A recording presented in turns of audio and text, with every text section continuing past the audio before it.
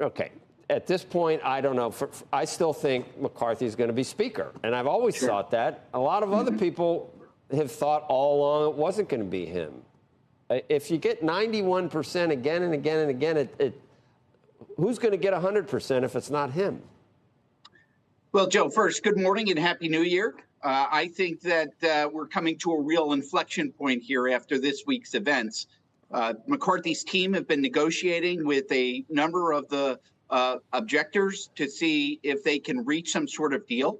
It feels like we're coming to a point where everybody's going to have to make a decision. And we don't see the opposition to McCarthy as monolithic. We see them broken up into three core groups. Let's face it, there's at least four members who are never going to vote for Kevin McCarthy. It's personal nature.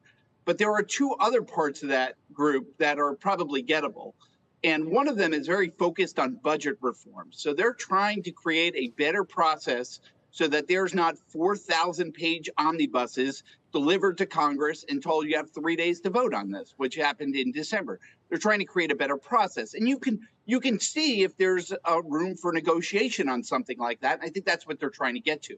But even if you get an agreement today from those members, that's probably going to move about 10. He would 10 votes. That means he's still about 5 votes short. And that means that he's going to have some other type of negotiation. So we're going to have a good read if he's going to be able to make progress, probably at some point today, given the nature of the negotiations that happened overnight. And then if not, the party has to start thinking about whether they have to move on into a different direction. But to your point, and I think you're absolutely right on this, and that is that he's got 200 plus votes. Nobody else is even close to that right now.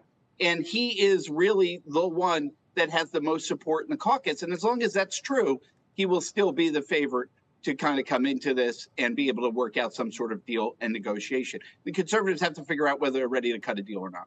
Right. I don't know how much I really want to weigh in. I mean, I'm wondering whether anyone else would satisfy some of these guys. There are some, from Batman, there are some men and women that just like to watch the world burn. Joe, I absolutely agree. And if you look at some of the reforms that are being proposed, one member could recall the Speaker of the House. If that's the case, you're going to have endless votes to try and remove McCarthy or whoever's Speaker rather than getting the actual work done for Congress. Another is how many conservatives are going to be on the Rules Committee. Again, I'm not opposed or I'm not advocating for anything, but I would argue if you have 3 or 4 of the opposition on the Rules Committee, it will be very hard to bring legislation to the floor. So I'm of the view that some of this is designed to shut down the House for the next 2 years. And that's okay in most instances. But when you have to raise the debt ceiling in midsummer, there's real work. That's the full faith and credit of the United States. Yeah.